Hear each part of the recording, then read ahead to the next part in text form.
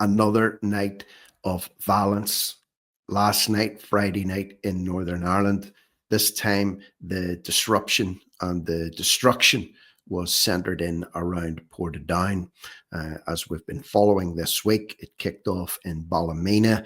We've seen it spreading to Larne, and really Portadown last night was crazy, as you're going to see from this footage.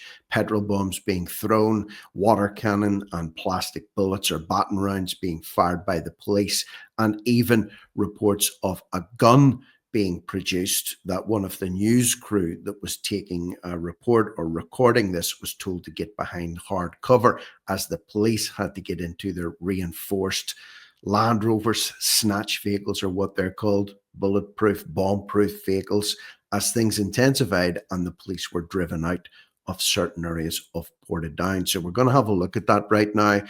The world needs to know what's happening at the minute in this place. So if you can, please cut and paste the link to this video, drop it into your groups that you're part of, share it around, subscribe to this channel, and let's have a look and see what was going on in Portadown last night. I'll actually show you the whole thing here. This is, look at these scenes, that, you know, the streets on fire, armored Land Rovers, riot squads, water cannon, plastic bullets, petrol bombs, reports of guns being produced. It's not getting any better out there.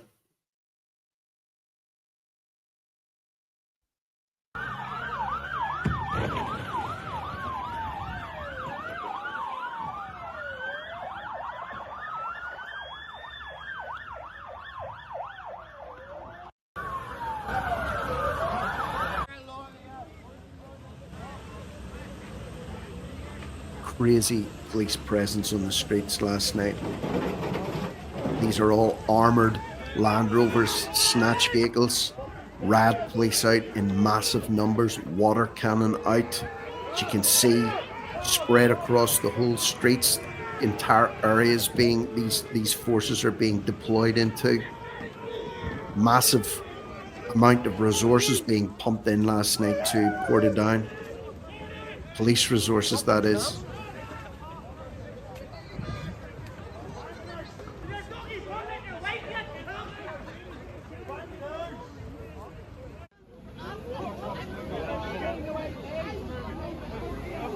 You can see the level of protection and body armor that these riot police are wearing.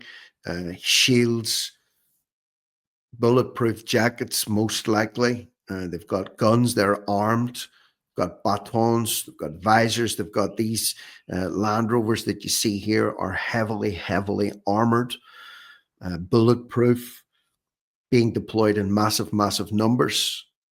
And the police have came out and admitted themselves that they don't have the resources, they don't have the funding to police these protests, these riots, these public order outbreaks. They don't. So they're bringing in police now. They're talking about commissioning them, bringing them in from the UK mainland. It's a mad state of affairs. So this is ongoing. This has been developing over the course of the last 5 to 6 days now. I don't know if it's going to de-escalate. There's been calls internationally for this to de-escalate, but as per now, it's escalating.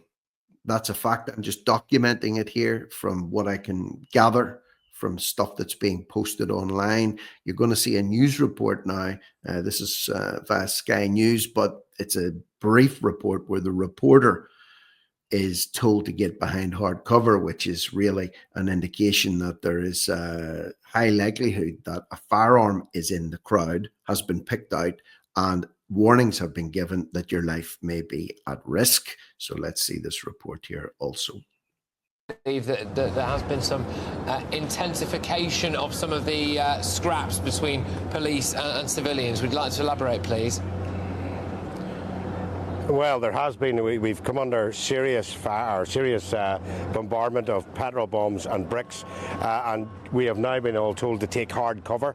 So I've moved back, and usually that means that there is a gun somewhere behind those lines. So all the police have now got back into their Land Rovers and are basically taking hard cover. So we are actually standing right out behind a Land Rover, hoping that that it doesn't come to pass.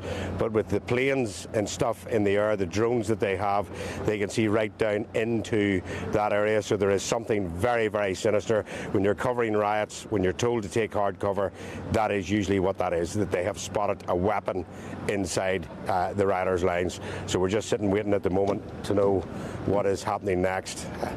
Okay. Okay. I'm just gonna, if it's okay with you, Diggy, I'll just ask you one more question. So you are where exactly are you now then? And you said you were in a council estate before. Is that right? And they've asked you to leave because the suspicion is that someone in there has got a gun.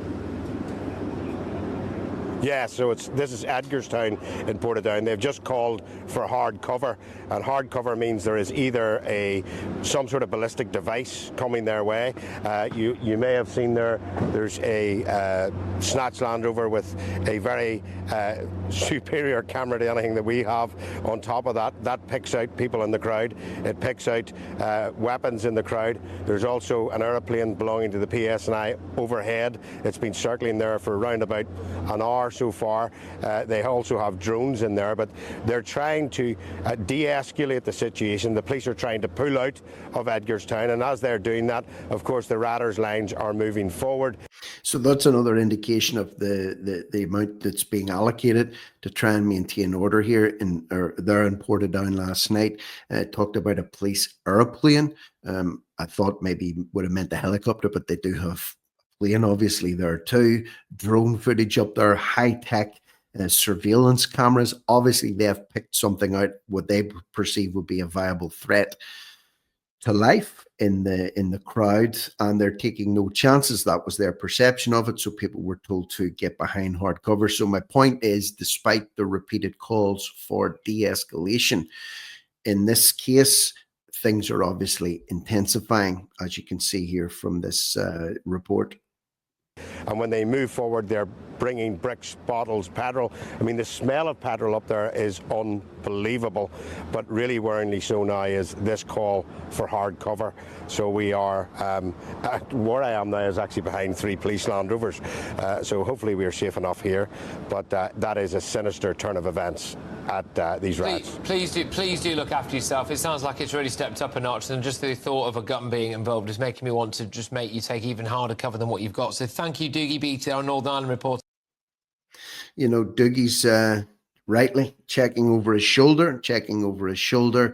Very, very intense out there, folks. And of course, this is spreading across the Northern Ireland, the north of Ireland, depending on who you are and which way you want to label it. But you get what I'm talking about. Ballymena, it began, County Antrim, spreading across to Larne. We've seen the leisure centre burnt out. Cold rain last night. Limavady, people were protesting. Belfast areas, cars are being burnt out there too. And of course, Portadown being a focal point over the last 2 days. The question is, will this de-escalate over the weekend, or will it continue to intensify over the weekend? Will it catch further afields? Obviously, the Irish police as well, and Garda Síochána, the Guardians of the Police, they've made a show this week that they've invested heavily in new technology and also equipment for their officers, better body armor, better strength, pepper spray, whatever it is that they use. And also they've invested in their own water cannon, which we reported on here, or I reported on here earlier this week or sometime last week. I'm not sure, but go and have a look at that. Either way, certainly things are escalating. I do not see any sign of de-escalation there, but as more reports come in and as more things begin to develop, I will keep you up to date. So subscribe to the channel, share the content freely, cut and paste the link, drop it into your Facebook groups. I'm Rick Munn. This is No Risk, No Reward Media. Over and out.